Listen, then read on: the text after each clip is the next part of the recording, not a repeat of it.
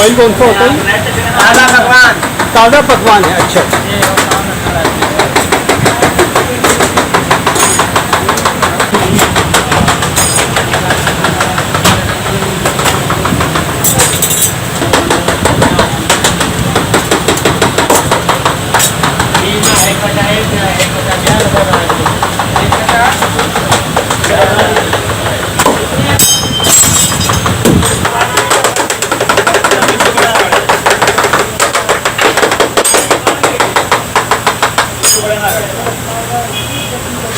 मुझे बताएंगे ये कैसे बनता है? ये इसमें मैदे के अंदर क्या मिक्स होता है?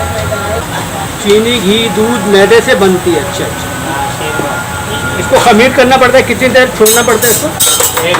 1 घंटा छोड़ना पड़ता है। अच्छा।